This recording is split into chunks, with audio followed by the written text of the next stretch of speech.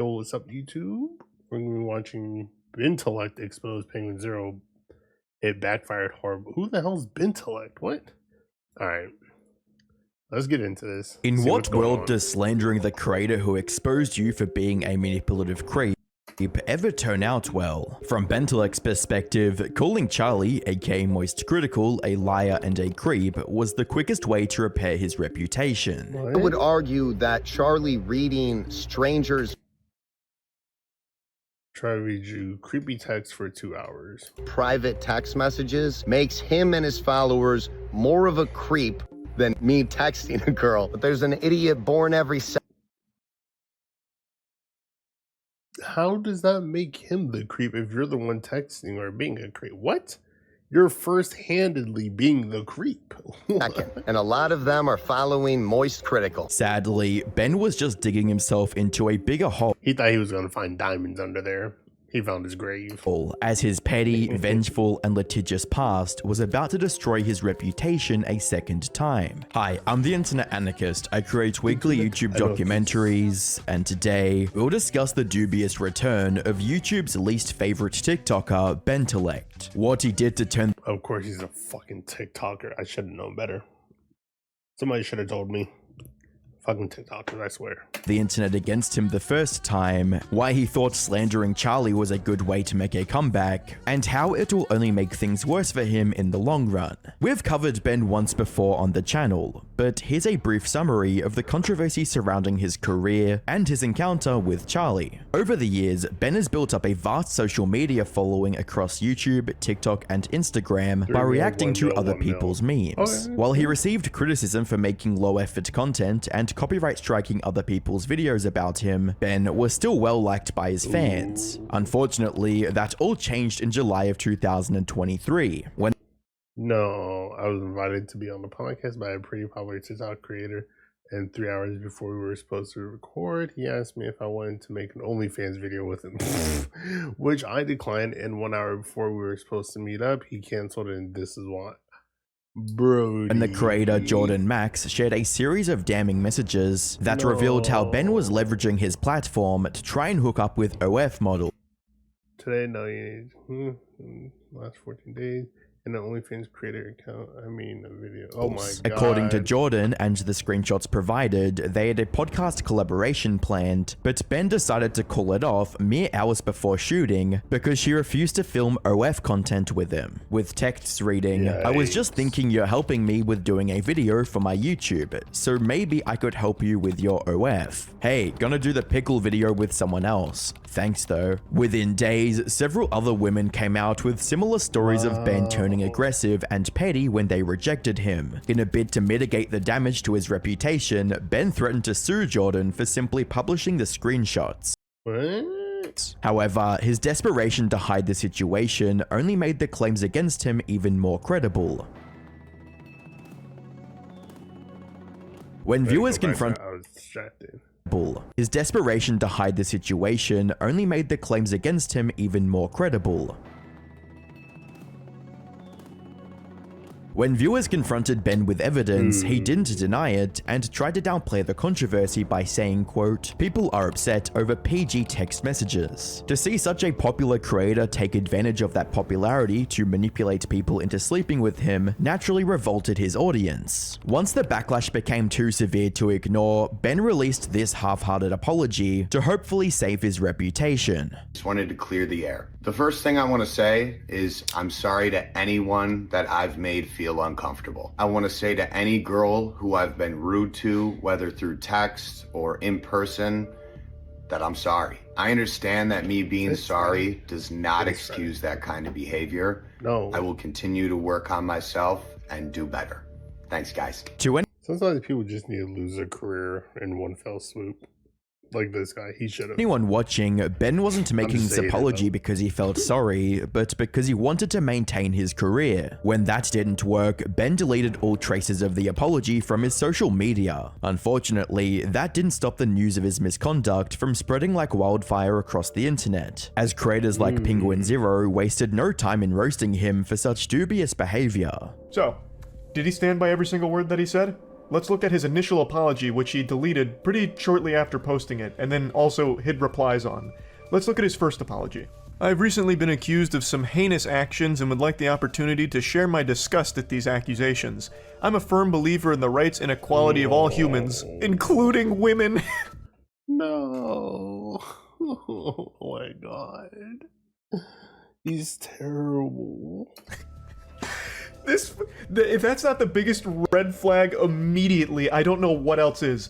I stand by the rights for all humans, and that does include women. Those creatures. I am including them in that statement because that's the kind of angel I am. It makes it sound like he's drawing a distinction between women and every other human on the planet, like they're a totally separate species. Knowing Ben's litigious tendencies, Charlie clarified that any attempt to sue him or copyright strike the video would be met with an immediate and swift legal response. Also, Ben, I know you're still watching. You probably Yes. Let him know who's boss around here. plan on suing me if I show your apology video because you've employed this tactic before against other YouTubers. If they've shown clips of your content to make fun of you, you allege that it's stealing your work and you have a legal ground to take it down and come after them. You don't. That's not how that works.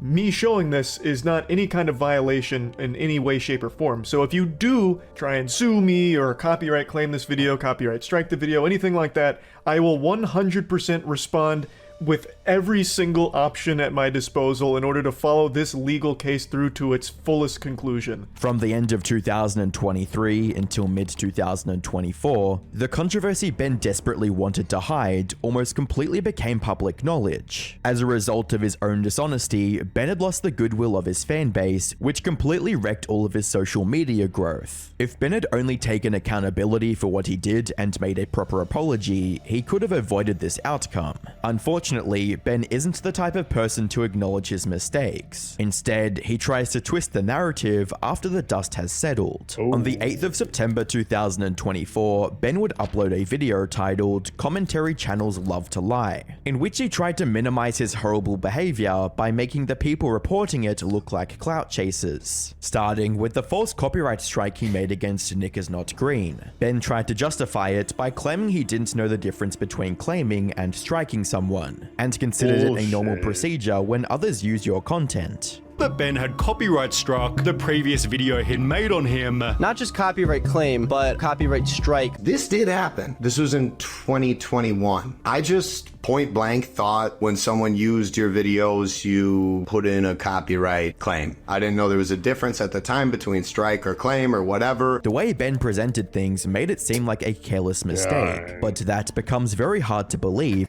He has 3 different platforms and he's been doing the YouTube for a while. Sure, you can't get away with that. Fuck no. When you look deeper into the situation, anyone using the YouTube copyright system would be more than aware of the serious consequences associated with filing a copyright strike, especially a creator with over 1 million subscribers. How could he have gone through the entire filing process and not even understood what he was filing? Either Ben, 1, ignored the critical information from YouTube about the copyright system while filing the strike and didn't bother to do any research on it, or 2, was aware of the consequences and filed it anyway. Whichever one it was, Ben was clearly Not whichever one. It was number 2. Because guys like these does stupid shit like that. at fault for misusing the copyright system. If you apply Ben's logic to his own content, then almost all of his videos would be liable for a copyright takedown because he uses other people's content in their entirety. I'm always looking for ways to make traveling easier and less stressful. I don't think we asked you about that. Let's go ahead and HelloFresh First and purchase. Ray-Bans. With that being said, let's get back into the video. Oh, thanks. And Appreciate downplaying his copyright abuse wasn't the only manipulative tactic Ben used to obscure his mistakes, as he tried to make his disgusting messages to Jordan Max seem like a drunken mishap. So this girl DM'd me a year prior on Instagram, basically wanted to go grab a drink. Never ended up happening. A year later, I was starting a podcast, got drunk the day before she was going to come over, and I texted her this.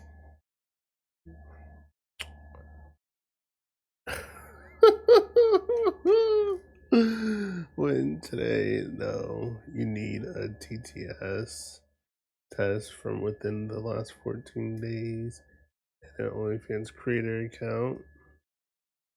I mean, a video for your page doing one. So, yep, this is a drunk text at noon. I was blackout drunk. It was just blackout drunk and get the brother.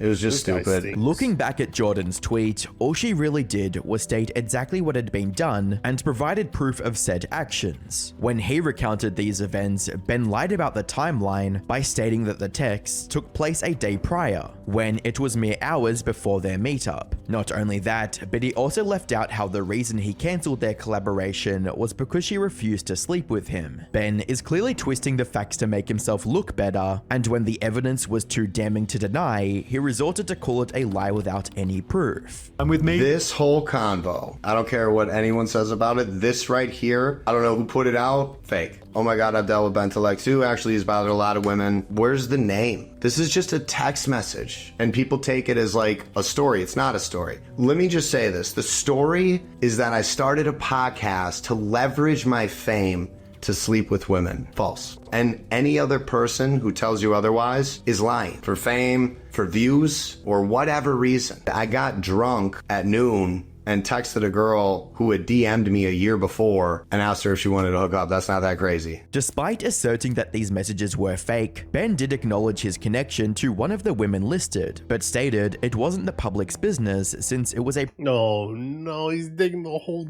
deep. This is lower than 6 feet.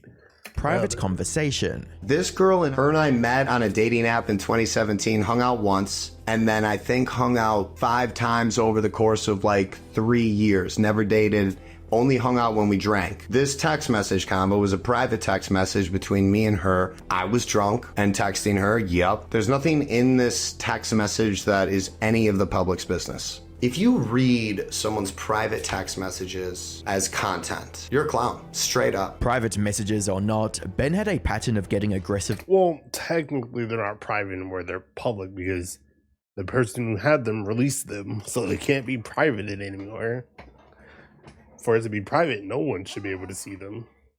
Towards and insulting women who didn't give him what he wanted. The excuses of being intoxicated doesn't change the reality of what he did, and viewers were more than ready to echo that sentiment in the comment section below, reading, "You realize being drunk in that moment makes it so much worse, and funny how you was drunk every time you texted them." Throughout the video, Ben couldn't admit to his mistakes and tried to make it seem like the coverage of his behind-the-scenes behavior was just people hating on him. As long as he could paint the people calling him out in a bad light, Ben felt like he was in the right, and was even comfortable enough with that reasoning to take things a step further by calling his critics clowns. This is fake. This is fake. This is fake. This is fake. And this is fake. So if you've seen this video, it's BS and he's a clown. If you've seen this video, it's BS and he's a clown. And if you've seen this video, if you've seen, and this is fake. I didn't so read if the you've seen YouTubers. this video, Let's see. it's Johnny Casterline. BS and alright. he's a clown. If you've seen this Funny video, V2, it's I've heard of BS him. and Yep. he's a clown. And if you've seen Same this with video, Zero. it's Yep. BS and he's a clown. Hope this Huge helps. loser. As you'd imagine, viewers were very quick to point out Ben's extremely weak rebuttal to the criticism, with a comment stating, "Your argument is just saying they're wrong? You're so bad at this, you don't even have evidence that they are actually wrong. Someone didn't go to Lapse in Judgment 101, I see." This wouldn't be the last time Ben tried to slander his critics to save his skin, as he doubled down on this sick strategy going into 2025. However, it would cause him more harm than good. By the 16th of March 2025, Ben uploaded a video to TikTok captioned, "This guy is a creep," in which he framed Charlie's coverage of him as baseless slander. Today I want to talk about someone. His name is Charles White. He made a video slandering me over a year ago, but the damage it caused still affects me, my career, and my mental health to this day, which is why I'm making this video. He made up a story. If it affected you that much, you could sue for defamation, but you're not. Which tells me a lot.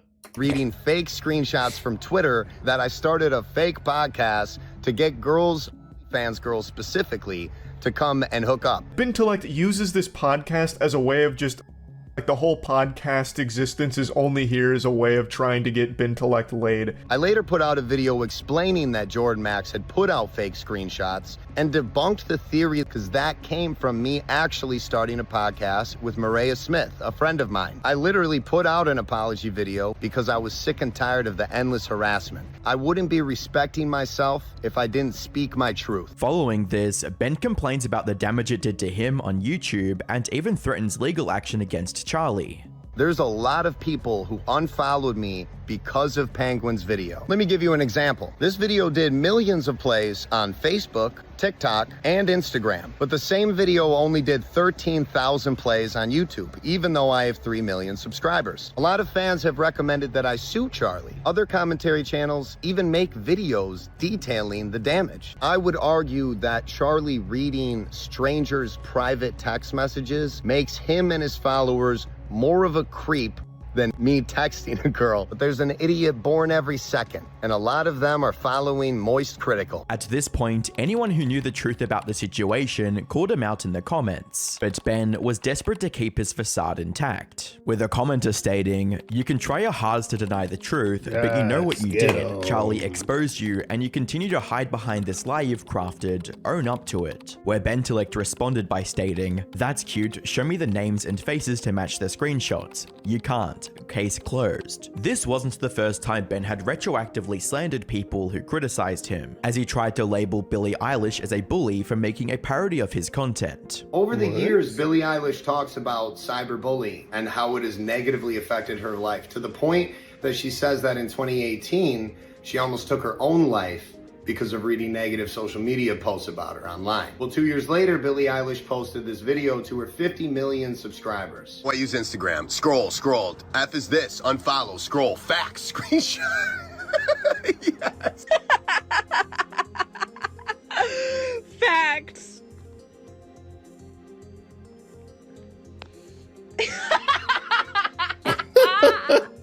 From Ben's That's not even perspective, Billie bullying, intentionally bro. tried to make her fans hate him and felt that she had no justification to talk about people hating her. For years, she gave a speech about cyberbullying and how against it she was. That's not even cyberbullying.